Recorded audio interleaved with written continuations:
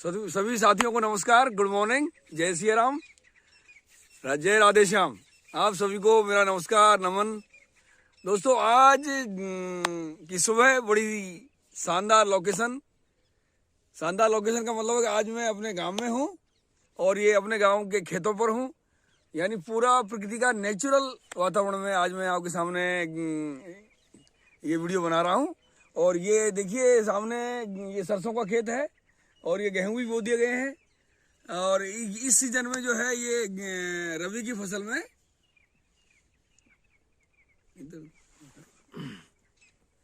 ये जो सीजन चल रहा है ये रबी की फसल का है। और रबी की फसल में यहाँ अपने राजस्थान में हमने खासकर जो भरतपुर, सवाई माधोपुर, अलवर ये इलाके में ये पूरे एरिया में जो है सरसों का उत्पादन किया जाता है। सरसों बोई जाती है, सरसों, और गेहूं बोया जाता है, जौ बोया जाता है, चने भी बोए जाते हैं। और इस तरह बाकी का तो दूसरी सब्जियां हैं वो भी उगाई जाती हैं जो है। तो ये यहाँ तो आज में ये जो आपको आज सुबह का टाइम है और यहाँ आज राजस्थान विधानसभा के आज बोर्ड भी है, तो उसकी वोटिंग के लिए भी हम यहाँ आया हुआ। और एक हमारे घर में शादी भी है, वो शादी कल शाम को अटेंड करी और अब वोटिंग होगी। और वोटिंग के बाद में फिर शाम को जयपुर की तरफ कूच करेंगे। तो अभी तो आपको मैं सुबह का जो है नज़ारा देखिए आप, जो है पूरा प्रकृति का पूरा शांत है, पूरा शुद्ध हवा और पूरा ठंडक है, पूरी सर्दी का अच्छा एहसास हो रहा है। तो ये बहुत ही बड़ी मुश्किल से मौका मिलता है, जैसे कि हम शहरों में काम करते हैं, आना जाना हो नहीं पाता उतना, तो बड़ी मुश्किल से यदि कभी आते हो तो ये नज़ारा जो है बड़ी मुश्किल से मौका मिलता है। तो आज मैं यहाँ बड़ा अच्छा फील कर रहा हूँ। सुबह ही मैं खड़ा हो गया 5 बजे और हम जो है मैं और ये हमारा छोटे भाई के साथ में हम खेतों पे आ गए। अब खेतों में पूरा यहाँ का आनंद ले रहे हैं। और ये आपको वीडियो इसलिए बनाने जा रहे हैं कि भाई यहाँ का जो है क्या फसल उगाई जाती है और क्या यहाँ का माहौल है, वो सब आपको इस वीडियो में बताऊंगा। और ये और आगे जो है यहाँ की प्राकृतिक जो सौंदर्य है यहाँ के वो मैं आपको और आगे दिखाता हूँ। दोस्तों, मैं ये यहाँ का आज जो है आपको आगे का जो वीडियो दिखा रहा हूँ, ये जो खेतों पे और यहाँ की जो फसल। और मैं देखो एक विशेष बात बताता हूँ। यहाँ में ये कई साल, दो साल पहले ये अमलतास का पौधा यहाँ लगाया। ये यहाँ इसका केयर पूरा ये छोटा भाई जल सिंह कर रहा है इसका। और भी पौधे लगाए थे, कुछ पौधे नष्ट हो गए, तो ये अमलतास का पौधा तो तैयार हो गया है, ये इतना बड़ा है। तो ये अब जल्दी ही मतलब फूल आने लगेंगे इसमें। तो आपको पता ही है अमलतास के फूल तो बिल्कुल ही जबरदस्त कुंडली नुमा कुंडल की तरह लंबे लंबे और पूरा भर जाता है ये पेड़ जो है। तो आने वाले टाइम में जब इस फूल आएंगे तो ये अलग ही शोभा यहाँ बढ़ाएगा। तो ऐसे पौधों की थोड़ा धीरे धीरे लगाने की जो है प्रक्रिया जारी है और भी पौधे लगाए जाएंगे यहाँ। तो और ये देखिए सरसों के खेत सामने।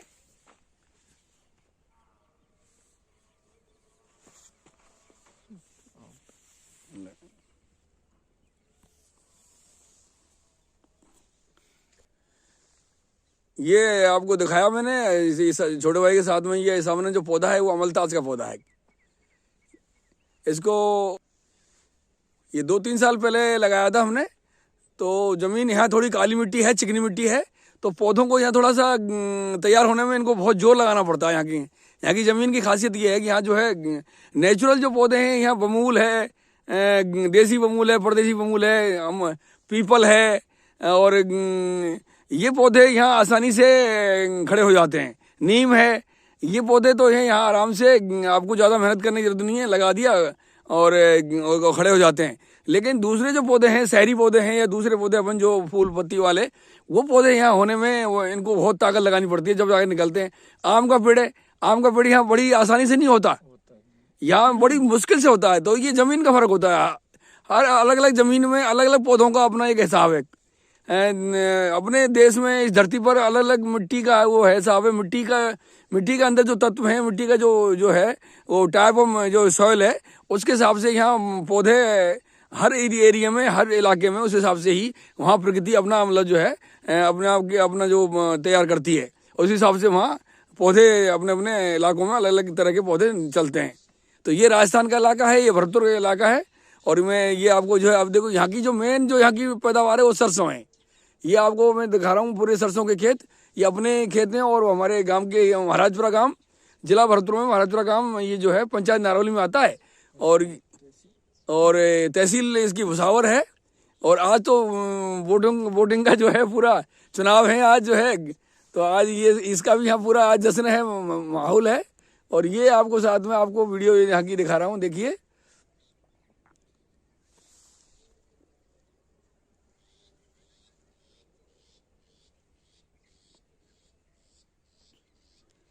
सुबह के टाइम में हल्का हल्का कोहरा छाया हुआ है।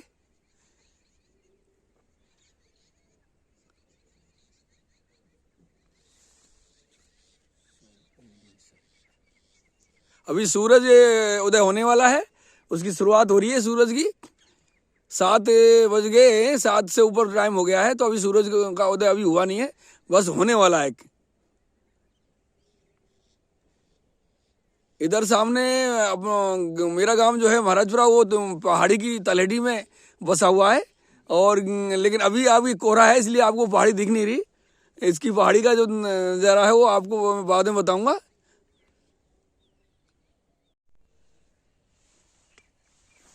ये सरसों का खेत बता रहा हूँ मैं आपको नज़दीक से। ये देखिए आराम से, ये इस टाइम सरसों का साग जो बनता है वो इस तरह ही, मतलब इसमें डंठल होगा आगे बढ़िया मोटे, और ये गांडर बोलते हैं इसको और डंठल बोलते हैं इसको। और किसान जो है तोड़ के ले जाते हैं, जैसे ये दिखा रहे हैं, ये डंठल है। इसका नीचे से लेके यहाँ तक का हिस्सा काफ़ी नरम है, काफ़ी मुलायम है ये।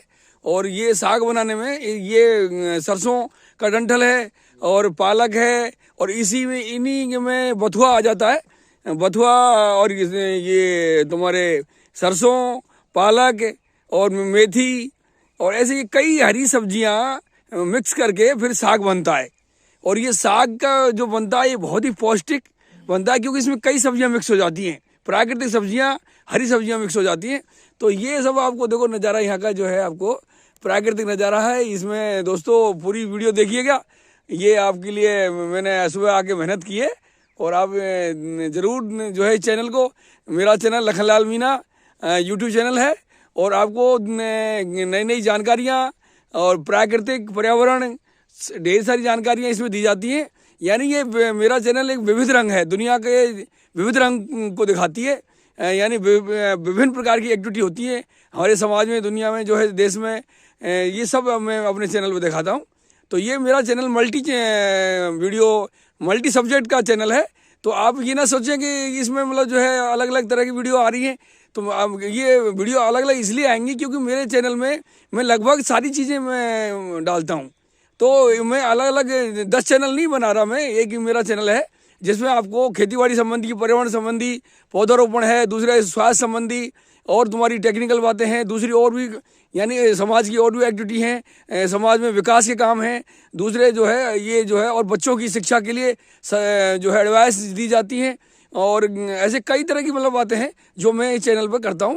तो आप ज़रूर मतलब चैनल को देखें। और मैं अपनी ज़्यादातर मेरी वीडियो में ज़्यादातर शाम को 4 बजे से और 8 बजे के बीच में डालता हूं। तो आप जो है इस चैनल को ज़रूर देखा करें, और आपको आने वाले टाइम में मैं और नई नई चीज़ें लेके आऊँगा। तो आज का ये नज़ारा मैं आपके सामने बस ये वीडियो का समापन करता हूँ। और ये देखो सूरज उदय हो चुका है, और सूर्य के नारायण के नमस्कार करते हैं, ओम सूर्य देवाय नमः।